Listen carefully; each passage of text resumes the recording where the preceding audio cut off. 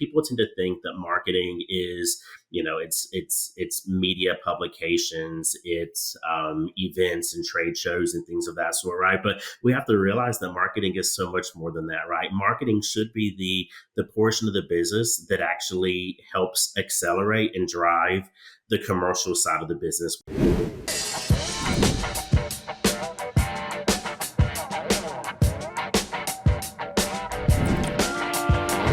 Welcome everyone to another episode of the Wisenetix Podcast. I'm glad to have you here with us today again. And today I have Adam Burnseed from Adisseo as our guest speaker. Welcome, Adam.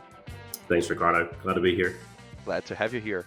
So, Adam, this is a podcast where we talk a little bit about, communication, business strategies, and lots of relevant things for people that are working in the industry and making the ag industry happen. If you want to give us a brief introduction on your side. Yeah, that'd be great. So as you had mentioned, my name's Adam Burnseed. I work for Adisseo here in North America.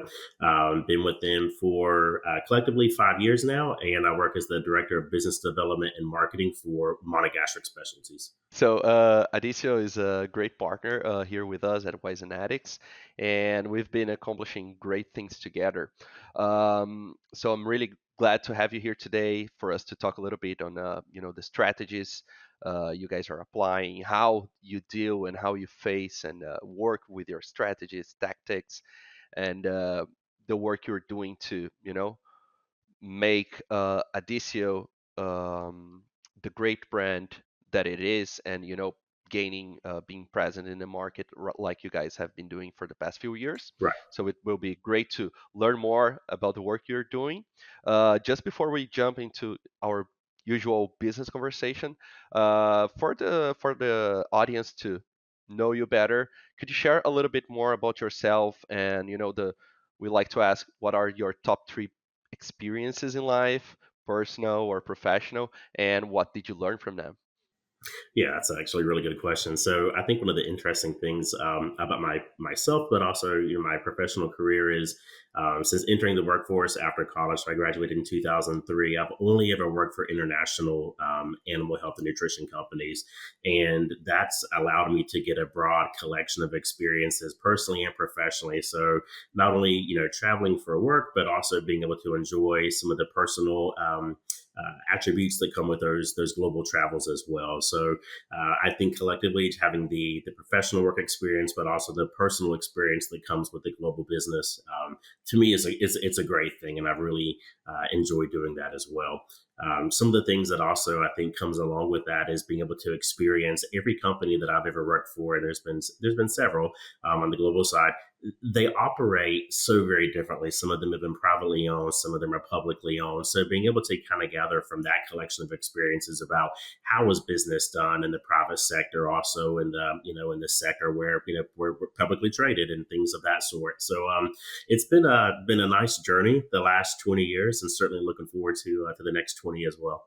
Awesome. Yeah, I can totally relate with the traveling part of the of the experiences and the importance they have for our personal and professional growth. Yeah. Myself, I had the opportunity to travel a little bit around the world, work in different countries, and I believe interacting with people from different cultures. That's also that's something that always brings a lot to personal growth, and helping us to have a better view about the world and Absolutely. how things actually work in different places and different cultures. Sure. And with your extensive career experience, thinking about the position you are today at Adisseo, how would your parents describe what you do today? That's actually a really funny question. And it's also one of the things that, we often get asked when we're sitting next to somebody at, in an airport or sitting on the plane traveling somewhere. It's like they ask, what do you do? And it's funny, if I were to ask my parents, how would you describe what I do? They would probably say, you feed chickens, right? But it's so much more than that, right? Because we're further removed, right? So in other words, our customers are the producers who end up selling product to us as the final consumer through a supermarket or whatever that case may be. So yeah, I think they would say you feed chickens, and the answer to that is pretty true, but it's a lot more than that, and it's further removed than just feeding chickens. Wow, you you do a lot of things in the background, so at the end we can feed chickens, so chickens can, become our meal. Absolutely. And Adam, so we've talked before, jumping on this recording, and one thing that you shared with me is, your background. You started first with a more technical background in animal science, but today you are operating in a job position, in a role where you are required with a knowledge that is, uh, it goes beyond the scientific, right? You Sure. need to learn more about business, about communication, about marketing, about sales, and all of that.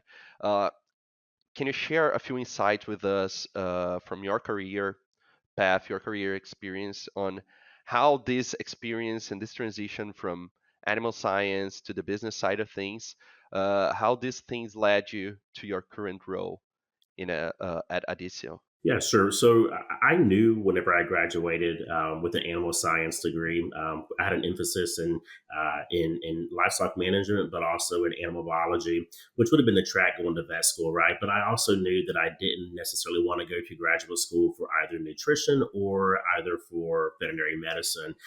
I really wanted to get the business experience on how I took what was a passion and also become an education and transfer that over into how do I put a business component on that to actually work on feeding the world, things of that nature. So so when I graduated from school, I did go to work for Alltech initially, and I worked in sales at Alltech for almost 9 years. Transitioned from Alltech sales over to DSM animal nutrition and health sales.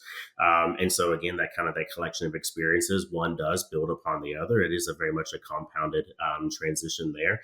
But I also knew that those are the kinds of global companies you really want to work with to be able to get that business expertise. A lot of these companies that I've worked for and even work for now, we continuously invest in employee education. So once we get hired, it's not just the end all be all.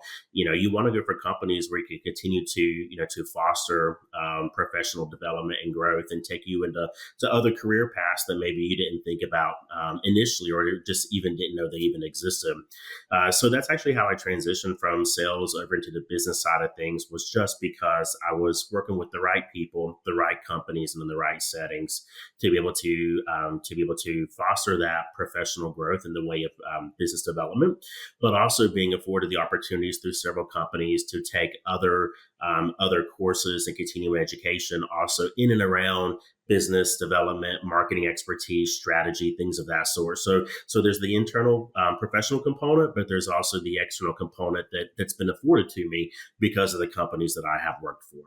So Adam, you've worked in great companies, huge companies in the industry, and they all put a great effort on the education of their employees and their development, personal and professional development.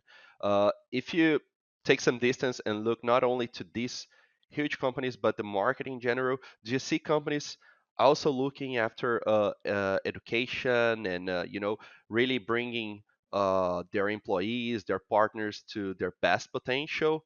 How do you see this in the industry? It's actually well accepted and quite common that regardless of the size and scope of the company, companies really want to bring on the best talent that they possibly can, but they also want to continue to be able to further develop that person. Right? They realize that the more that they make available to that individual in the way of resources, and in this case, education as well, they realize that the more that they can develop that individual, the more productive they're going to be back for the company as well. Right? So the investment in the employee is a continuous investment. It's from the time that employee is hired on. It's the onboarding process. It's mentorships, whatever they might be able to offer that employee. But it's a continuous investment that does pay off over time. So we look at it the same way that we would look at at a banking or a savings account. Right? We have to make an investment to get a return on the backside. And these people that we hire, persons like myself and even yourself,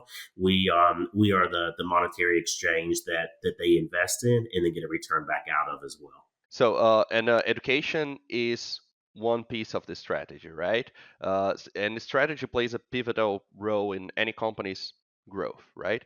I wonder if you can explain to the audience how do you see the importance of well-established strategies for a business, to grow, and especially how do you see this in the animal nutrition industry? Yeah, that's actually one of my favorite conversations to be had in and around the role and the function of marketing and how that connects and aligns with sales, and then all the other managerial parts of the business as well. So typically speaking, it's interesting to be able to follow not just what we do as an organization, but also what other companies like us do in this particular industry. How do they position themselves, right? So people tend to think that marketing is, it's media publications, it's events and trade shows and things of that sort, right? But we have to realize that marketing is so much more than that, right? Marketing should be the portion of the business that actually helps accelerate and drive the commercial side of the business, which is what we would refer to as sales, right? So we would say that maybe companies like Adisseo are marketing led, but sales driven, right? Because marketing is so much more than just advertisements and attending events and activities. It is truly the strategic part of the business, and that strategy and that plan has to be in place, and then it has to be a long-term strategy to be able to deliver upon this year's budget, but also setting the pace for the budgeting processes for years to come. So strategy is much more than just the tactical components that make up the marketing plan overall. So there is a lot more to it than what people realize. We also see that some other companies have yet to really grasp onto what is a true marketing strategy, but that also gives us some leverage in our position in the industry as well. But overall, I think most companies do a fairly good job on how they brand themselves and put themselves in the market. But I think these companies, us included, also need to be thinking about more of a long term process. We used to think about, what is that 5 year plan?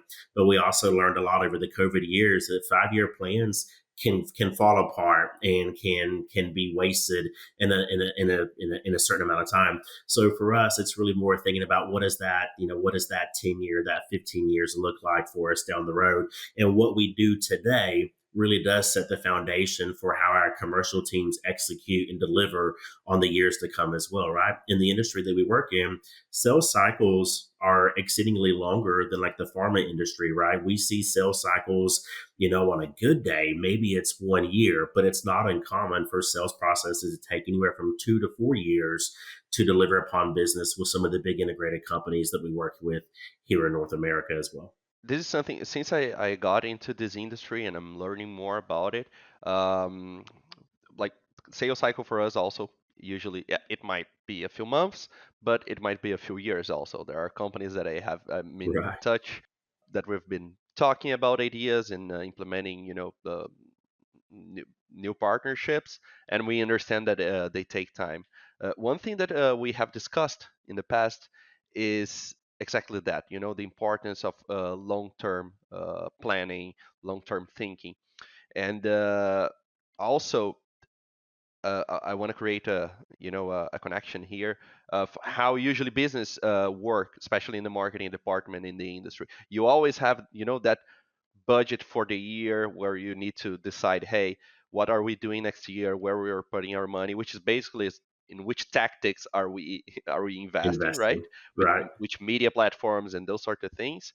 And the approach you guys had, you know, since we started talking and since I've been learning more about Adisseo and how you guys work, is that although you have that, yearly planning, it goes beyond that. It's not there's not necessarily a barrier or a restriction that will make it not possible for you guys to invest on something that is longer, having this longer planning line of thought.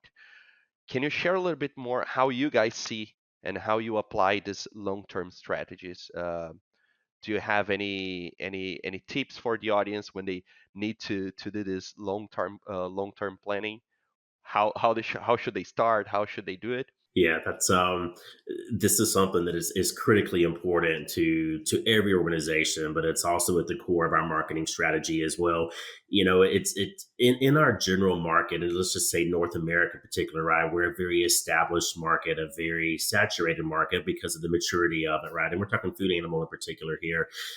If the rate of the market is growing at 2 to 3% in terms of organic growth, that's not enough for companies, and shareholders are also not going to be satisfied with a 2 to 3% rate of return. Right? That's the organic growth that's going to come naturally. Right? We really want to see. Our organization, we will also want to see our counterparts flourish as well, right? We do better, they do better, the end users also do better too. We really want to be growing anywhere between 5 to 10, or even higher, a higher rate of growth, if at all possible. So strategy is critically important for thinking about how do you achieve that rate of growth. Because if you're growing and you want to grow at that particular rate, you're actually taking business from a lot of your competitors if you're in a developed market like we are, or if you're in some of these younger growing markets like we tend to see in like the Asia Pacific region, for example. Maybe it's more about market development, right? Maybe those markets don't currently exist, but you still have to have a higher rate of growth and a return to the shareholders. So you have to be able to develop those markets quickly as well. So looking at 2 to 3, even 5 years gives you a trajectory that you want to aim for, where you want to look at it, where you want to look at being. But if you're looking at trying to grow upwards of 10 to 15%, as we have here the last 2 years in North America, and that is because of the strategy that we have in place, to be able to maintain or even accelerate in that case, you have to be thinking further on, right? Like that the entire market is really not your target market, right? That's where it comes into. I have to have the right mix of products for the right mix of customers with a given price that's acceptable, that also offers them a higher rate of return on their investment. It's all those things that are really critical components on being able to deliver a high rate of growth, but to be able to also sustain that rate of growth over a longer period of time. So for us, particularly in Adisseo, 5 year plans don't really work for us anymore. It's that 5 year plan is going to be over very, very quickly. So even though it's important for helping us with the budgeting process, being able to have that level of visibility and that insight about what do the markets look like now versus what do we expect the markets to look like in 5, 10, 15 years is very important, because that's where we want to be. That's the direction we want to grow to, whether that is through innovation or technology acquisitions, things of that sort. So all those things are critical components, but it also is a very, very time involved process too. So short term strategy is important, but it's the long term strategy that is even more important to think about the future and growth of our business. Two things that you said caught my attention, especially, um, which is first, you need to have the right mix of products and for the right mix of customers um, at a decent pricing, right? Um, and that gives me the idea of like, hey, the right mix of customers. So not necessarily everyone that is a possible customer should be a customer, right? Doesn't That's mean right. that because a producer or anyone can buy from you, they should buy from you, right? Because I don't know, maybe that will be you spend a lot of energy on the wrong customers, anything like that. So I wanted to explore a little bit more how you see this, establishing an ideal profile of customer and how Adisseo works with that. And the second question I have before we jump to this one, it's a question slash a curiosity. You mentioned like markets that are being developed, like in Asia and so on.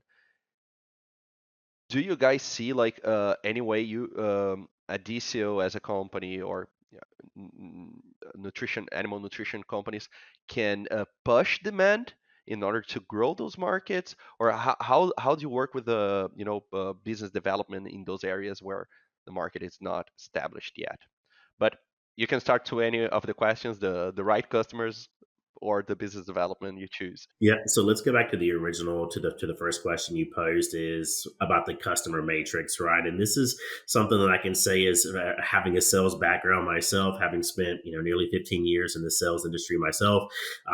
What's incredibly hard for a sales guy is to understand when to let go, right? So we don't have an infinite amount of money, we don't have an infinite amount of resources, and we don't have an infinite amount of time, right? So it's important for us to look at, what is the portfolio that the organization that we have, what does the portfolio have to offer to the end user, and how do we select the right mix of customers within particular animal species groups to be able to deliver upon selling this portfolio of products. And so it is the thrill of the ability to close sales that really drive sales guys, right? But they also have to be thinking more about, it's not just about having a low price to be able to get that sale. It's for us in particular, we're not going to be, and we are not, and have not, and will not be the cheapest in the market either, right?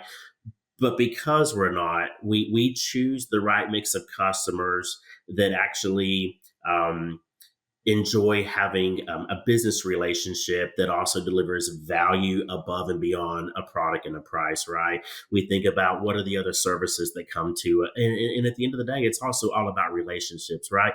People like to do business with people as long as they work for and they represent a reputable company as well. And I think that's something that's really played well for us over the last dozen years or so. But to be able to get that sales guy to think about, it's okay to fire a customer, and that's absolute shock to them. It's also okay to say, no, thank you, I'm not going to participate in this bid process. And it's also okay to say, hey, it's just not the kind of business we're interested in doing. Help that person understand why that is. I think that they respect your answers in those cases, and because you actually then defined what is the product, what is the industry, who are the particular customers, then you start piecing those things together, and that's actually how you drive your business forward. So we've done a lot of those kinds of activities over the last handful of years. For us, it has really driven the trajectory of our specialties business for North America. We drive our specialties business separate from what we call performance products, which is more or less like the commodity side of the business. And because the specialties business is really the future of the growth of Adisseo, but also of other companies that we see as well, it's understanding all those matrices that come to build and help a company develop the strategy to deliver upon this accelerated rate of growth, but also establishing the long-term partnerships that takes the highs and the lows out of our commodity markets as well. So there's definitely a lot of thought processes that go into that. And when it comes to the business development in this, markets to be explored, how do you guys work with that? So for us, we look at the side of our business in terms of business development and marketing strategy. We can tell you for our markets on any given day what is the size and scope of all of our food animal groups, right? So we break it apart and look at, it's not just poultry for us. We run it very separately in terms of broilers, layers, and turkeys, understanding who are the players in those markets, what is their relative value. And it's easy for us to really kind of determine that. We use a combination of other market available reports, but also intel, which comes to us a lot of times from our sales managers.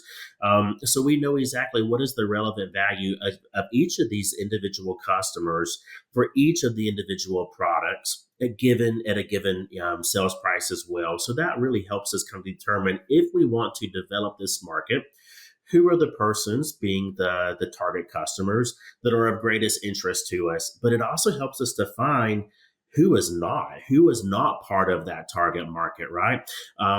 For us to be able to build those relationships based on value and trust and responsibility, We really see that, for our specialties business, we don't play in the areas where people want to go through the bid processes, right? That really signals that they're looking for a product to deliver a specific a return, but they want it at a very, very cheap cost. But we also realize that's not where we want to play and do business, right? And this is the hard thing for some of the business people to be able to understand.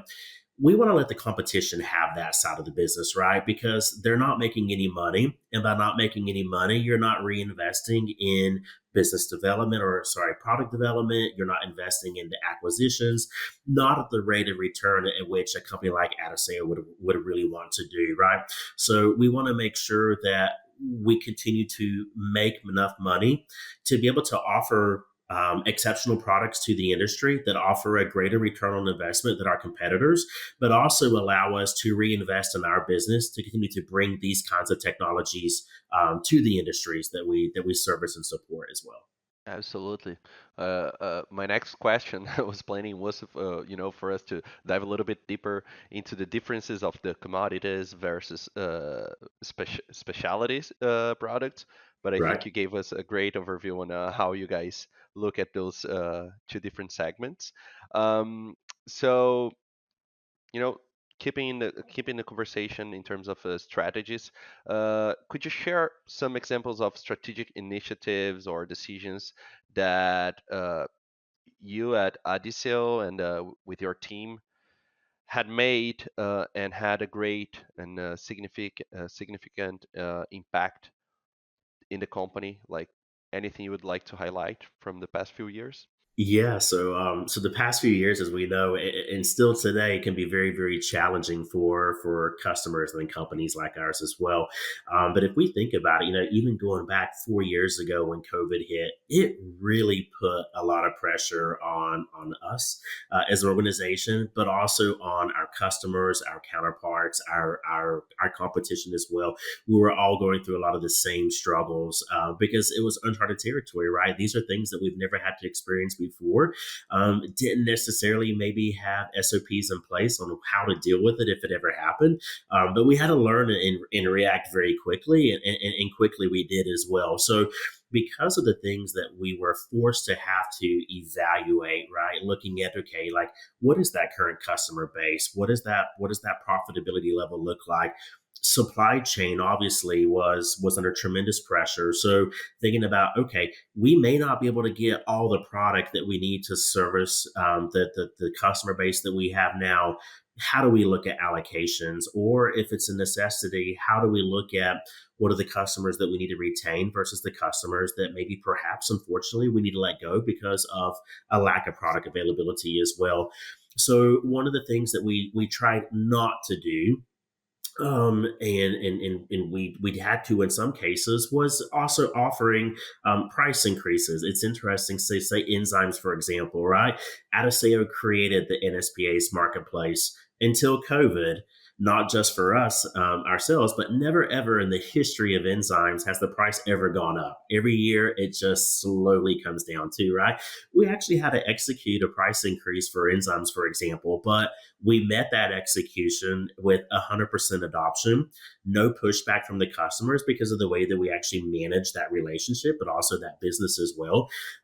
So to try to continue to grow with that at a high rate over a period of time where we didn't even know exactly what the future of supply chain production, any of these things look like, from 2021 to 2022. So right during those the beginning of the COVID years, we actually grew our specialties business roughly 10% here in North America, and then from 22 to 23, we grew at roughly 16%. And much of that has come from the way that we actually look at the matrix between customers, products, price, things of that sort. And a lot of that was achieved with very little price increase to the end user. Some of the other initiatives that we did was also look at, our marketing strategy itself. Where are there places that we can cut that may not be delivering the greatest return for our investment? Right, marketing is not a cheap part of the business. It's also typically tends to be the part of the business that whose budget gets cut first when things do get tight. So there are some things that we did with our marketing strategy that we eliminated, that we felt like maybe didn't have a great ROI for us. And we were actually very successful on how we chose to adapt our marketing strategy, obviously working very closely with persons like yourself and other parts in Wisenetix, doing less print type media. And all those things have actually accelerated the rate of growth for us. But it has been a challenge the last 4 years for sure. But it's been a great learning process for us because those are some things that we didn't realize we were missing out on or that we need to be doing better. So being forced through those challenges actually were very good for us. And I think it's put us on a great path for the next handful of years on how we work with our customers here in North America. Awesome. You gave us a good sense on how you guys approach marketing and incorporate it in your business strategies. One thing I'm curious about, taking this part of, hey, there's COVID, something that you've never faced. Uh, Marketing budget always the first one to be cut. We know that well. A lot of what we do in the marketing and communication, of course, we always look at numbers, especially now, right? Intel data is so important for us to make decisions. Every day we're learning that, right? Yes. Um, and we see this within Wisenetix also as something essential. On the other hand, when we're talking about communication, some things are not very easily measured, right? How do you guys do you work with a gut feeling? How do you work with to make decisions on, hey, you had to cut a few things, maybe you reduce the offline Sure. printing and those sort of things. How do you manage that, and how do you put the right weight on, I'm getting numbers for that, like numbers of impressions and plays and those sort of things, Right. Right. versus, hey, maybe I'm building something here that I cannot measure because it's brand related, it's brand equity or something like that. Sure. Although brand equity is measurable, it's not something easy to do. So how do you face those things? I think you actually said it really well when you said maybe it is a gut feeling. There are some things that are we can put the pencil to the paper and clearly defined. We spent X amount of money to go towards this particular tactical component. And because of that, we were able to deliver X amount of dollars in sales. Some things are measurable, but it's not common, right? A lot of the things that we do in marketing don't have a direct relation. So, for example, you and I were just chatting a little bit earlier about IPPE. What does IPPE cost an organization? The amount of money that we spend at a show like IPPE, we don't expect to be able to deliver a set amount of business at that show. Yes, part of us, we do execute contracts, but those are things that have also been in discussions and been in the play for a long time, months, maybe even years prior to, right? So it's hard to make a direct connection between this particular tactical event delivered this particular set amount of business, right? And because of that, that's where your gut feel comes into it, right? You have to be able to experience these types of things sometimes for a number of years to be able to say, I'm going to spend X amount of money to do this, but I know what it's going to do for my business down the road. So it may not be an immediate return. It may be a longer term investment, but that's where that gut check comes into place. I know I can't measure it, but I know that history tells me that something is there, right? My business continues to grow because I made these particular investments back here on the backside. It's really difficult to attend something, whatever this may be, and then next year say, "Oh, I've got to cut my budget and I'm going to cut it out." You've really not been able to experience yet what you did that prior year for the first time. It may very well pay off for the business, but you've not given it time to really grow and develop. You've not been there subsequent years to be able to establish those relationships and connections that will lead to the business down the road. So it's very hard in those cases to be able to substantiate why you need those monies. How do you fight for an allocated marketing budget? But you have to be able to demonstrate, if I am able to take X amount of monies and invest it across these things, look at what the rate of return is on the sales side, right? That's actually how you can more appropriately measure is your marketing strategy working or is it not? But it really is kind of gets credence too. It's that longer term investment. It's that longer term vision that's required to drive that business. And when we look at where we're going to be 5 and 10 years from now, we can say whether what we did the previous years was a wise investment or not. So I would say a lot of this is still to be determined. But given the rate of growth that we've had over the last handful of years, given the challenges that we've had, I certainly think we're moving in the right direction. And so it tends to be working for us anyway. Awesome. Yeah, my my background is in communication, visual communication, design, and branding. So I remember this time I was doing branding, this branding project, which all every time starts with a immersion in an immersion phase, where you're basically trying to discover more things, doing interviews, research and all of that.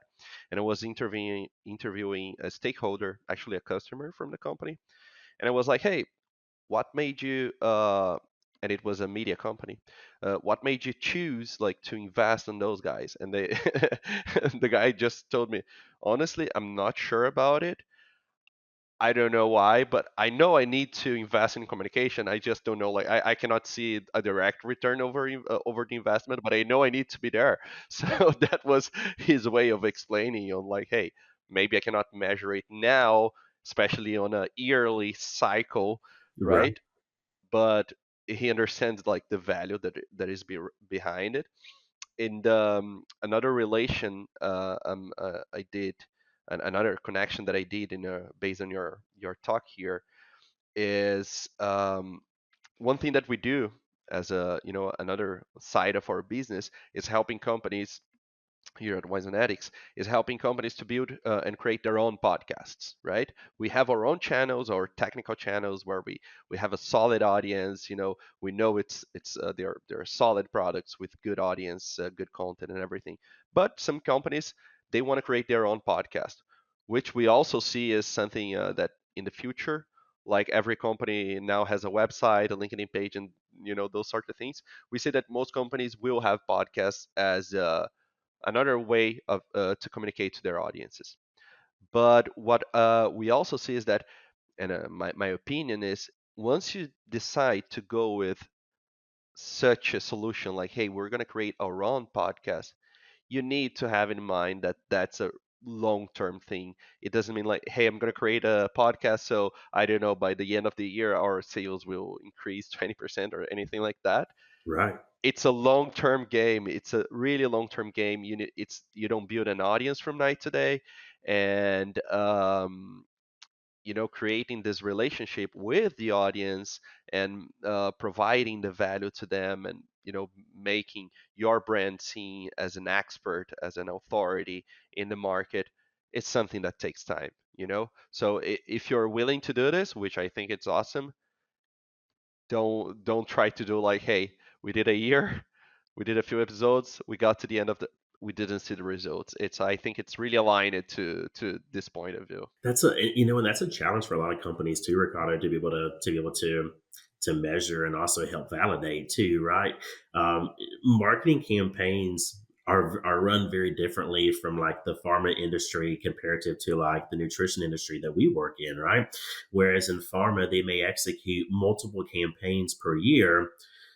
Their sales cycle is also very different than our sales cycle, right? We talked about that a little bit earlier. So, and because our sales cycles are so long, we can't turn over the number of marketing campaigns that you would see like on the pharma side of the industry. And because of that, we know that when we start putting a marketing campaign together, it's a long-term investment as well, right? About the time that we are just sick and tired of seeing our messaging, we realize that the industry, being the customer, the target customers, they're just starting to take notice, right? So it is sometimes campaigns can be 1, 2, 3 years. Sometimes campaigns are are part of that long-term strategy. They're multiple years, right? Maybe you have like a hierarchy, an overarching theme. And we see this with some customers or some companies in the market do a great job at that, right? They have an overarching theme and everything that they do builds upon it, but it also feeds directly into us. So it's, in this case, 1 + 1 + 1 really does equal 3, right? There's this compounded effort, but you have to give it a long time to be able to play itself out and see, what I invested in 21 and 22 may just come to the table for to fruition in 2024, right? So those are the things that you have to understand. You have to be patient. You have to be smart about your investments, but you also have to be able to recognize when are they working, when are they not working, and when you can expect they to be working as well. So a lot of it is it's not a quick one and done type thing. It's marketing is definitely it's long term strategy. Short term never really delivers the results that you're looking for. And if you think about a B2C industry, I don't know, anything that you sell to customers where you can have everything is measurable and you can, I don't know, I have a website, I do a campaign, I can see the traffic, how many people clicked in the link, and how many people went through, the buying process. Everything is measurable. If you're looking at a B2B, especially animal nutrition or the livestock industry in general, long sales cycles, multiple touch points. It's not they're not gonna buy something because necessarily they listen to a podcast or because they saw an ad or because they were in an event. It's probably a sum of all those efforts together It that is. will help them making a decision towards choosing your product and your brand. Yep. I think you're exactly right with that. Just for us to wrap up here, Adam, we're getting to the end of our conversation, unfortunately. Um, my last question is, coming back a little bit before we were talking about, sometimes choosing the right customers, firing a customer. Uh, Another thing that I learned working with Adisseo is that you guys have a great, how can I say that? You take a good care on how you're building your relationships. And I'm not only saying about Definitely. customers, but also about partners, how you're building this network and relationships. Can you give us some insights on how you guys identify and collaborate with right partners or right customers? Like how do you do this selection of who you want to interact with? No, that's actually, I think, a fantastic question and a great way to wrap it up too. It's if we look at the evolution of our of the business that Adisseo is on the market. So I'm gonna go back and say it collectively. I've got 5 years here, but I've actually been here. This is my second time, right? So I worked for Adisseo a number of years ago. Left the organization to go to the pharma side.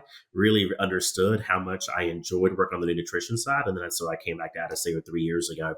But even during the period of time in which I was here to begin with and where I'm at now, I see an evolution in the thought processes of even our customers, right? If you go back years ago, Adisseo is the company that developed the liquid methionine, right? Largest liquid methionine supplier in the world. And if you were to say to a customer 5 years ago, even, how do you classify Adisseo? Like if you were to, kind of label them, what does that look like? And they would say a supplier of methionine, right? And they were actually right. That's exactly what we were too. So if you look at our biggest, performance products, methionine and vitamins, right? But the future of this organization resides in specialties, and we attach the part of our specialties business to the backbone of our methionine business as well, right? So this is where we're solid. This is where we actually made our name in the industry. This is how customers were connecting to us. But we had to change that mindset. We didn't want to just be a supplier to the customer. We wanted to be a partner to the customer. And partnerships are developed based upon people first, but also having a collection of products, a portfolio of products that customers can pick and choose from that are important to them, that have a measurable return to them, right? Because let's look at it. Let's be real here. The customers that we're working with, every decision they make either makes them money or it costs them money. There's no in between here, right? So we need to be able to perform more times than not. And it's getting the confidence in us as an organization, in our people who service and support the customers, in the tools that we develop and the services that we bring to them. Partnerships are developed over a number of years. It's not a quick process as well. But I say that in the sense that if you go and if you ask some of those same customers, that we would have asked 5 years ago and said, Adisseo is a supplier to my business, I guarantee you now that 9 out of 10 are going to tell you Adisseo is a partner to our business. And it's because we choose to work with the right people. We choose to employ the right people. That human connection itself is critically important, right? It's again, people buy from people. But it's also ensuring that we have delivered on the things that we say to the customer, right? We mean what we say. And when we say it, we're going to do it, right? Customers connect with that. And that's an experience that takes them years to develop, to be able to understand when we say we're going to do something, we're going to do it, and they come to expect that from partners like Adisseo as well. So it is a long term evolution. It's not always been pretty by any means. Sometimes it is firing customers. Sometimes it's firing people in general. But it's important to be able to think about how do people connect with each other, and if you have a product that is relevant to their business, that they have a need for, and you can supply that, that's how you develop these partnerships. And that's how companies like Adisseo continues to grow at the rate of growth that we have been the last handful of years, and hopefully will continue to experience for many years to come as well. That's not a podcast, it's a business class, relationship class. Loved it. Adam, so that was my last question when it comes like to our business conversations. Now, for really for wrapping up, three last questions. First one, what is a piece of advice you would give to someone starting their career, in the industry? Yeah. If it's in marketing, business, but starting in the agri industry in general. Networking, it really is, and I hate to say it in this way, but it really is all about who you know, right? um, Putting yourself out there, going to career fairs if you're in college. Even if you're in college, start going to these industry events and activities. We see a large number of student bodies at places like IPPE, at World Pork Expo, right? Like that's where they're starting to kind of get a feel for, this is the track that I'm pursuing in terms of my education, but these are the opportunities that actually exist in the market, right? Careers classes and universities are highly, highly productive and very influential. Having these career classes where persons even like myself would go in there and talk about, where were we? How do we get to where we know where we are? But even more importantly, what are the roles and functions that lie within these types of organizations, right? There's tons of things that we don't think about, like supply chain, like finance, like customer service. These are all critical components and necessities for organizations like ourselves, but also, our colleagues and competitors alike. But it really does come to networking. It's starting early, getting out there, getting these internships, right? Internships, and I'll be real honest with you, it's a way for us to evaluate, do we want this person as a potential employee or not, right? It's being able to experience them as an individual and their work to figure out, do they have a long-term fit with the organization? Sometimes yes, sometimes no. And at that point, it's also a good experience for the student to figure out, is this really what I want to do? Or maybe it's not, but because I experienced it, I still want to work for this company, but I want to work in a different part of the business, not necessarily sales, maybe not necessarily marketing.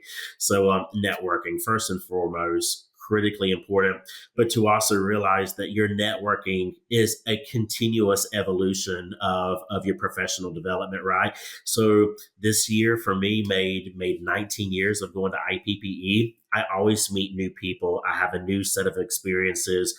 I see things differently every year that I walk away on things that we want to do different the next year as well, right? It's also about, bringing this professional experience to our targeted customers when we go to these types of events. So it's continuous, right? It's realizing that it's not just a one and done type thing. We never quit learning, and never let your mind be stagnant. Always be thinking, and be thinking about how to continue to grow and develop as well. I couldn't agree more. Definitely hit the main things, especially networking. That's essential. Uh, and I love the internships. That's a great opportunity for both sides. Learning again, learning if that's what you want to do, and also for the company to see if there is potential there or not. Absolutely. And any suggestions of books, movies, anything, podcasts, anything for the audience? Yeah, sure. So there's one individual that I have grown to just love over the years. I'm talking about, you know, 20 years of watching this individual, but it's actually Seth Godin. And so he does a daily blog. And it's interesting because you immediately start picking up on what this guy says every day. And there are times you question, you'll be like, I think he actually works for my company, because the information he puts out here, it's too relevant to what I'm doing or what I'm experiencing. Like, he's got to work here, right? But so Seth Godin, definitely check him out. He is an amazing author. He's got a number of books out there now. Check them all out. They are wonderful. But that daily little blog as well, I think is highly relevant, and it certainly starts your day off on the right foot, but it also, in terms of the way that we think about, what is it that he's trying to convey, and how do we apply that to our everyday work as well. There's also another podcast that I really enjoyed. It's Jim Quick, and that's KWIK. He does little 5-minute blurts, but it's also a lot about critical thinking. So I learned something from him every time that I listen to him as well. So Jim Quick is probably one of the quickest, but also easiest podcasts able to listen to for 5 minutes and take away some pretty critical messages that you can put into application really on a daily basis as well. So yeah, love podcasts. I always say podcasts are easy. It's like it's the information highway, right? Wherever you're traveling in terms of driving and planes, whatever else, throw your headphones on, listen to some of your favorite podcasts, even books on tape, like a Seth Godin book, for example. So take advantage of the time that you're actually traveling for work, and continue to grow and invest in yourself, even if nobody else is asking you to do so. Awesome. Loved it. Loved it. Now I'm gonna check those two. So Seth Godin and Jim Quick, right? That's right. Well, my last question, Adam, is where can our audience find you online? Yeah, so I'm available on numerous social media platforms. Obviously, from a professional standpoint, LinkedIn is the best way to connect with me. So I do look at it on a pretty much a daily basis to see what's happening in the industry. I really like staying connected with colleagues, but also industry friends as well. So LinkedIn would probably be the best place to connect and to stay connected as well. Adam, thanks a lot for your time, and mostly for all the great insights you brought us. I'm sure that everyone that is here still with us, listening to the conversation, took great insights and great value from this conversation. I really appreciate it. And for everyone that is there in the audience, thanks for your company. And I hope to see you on our next episode. Thanks, everyone. Bye. Thanks.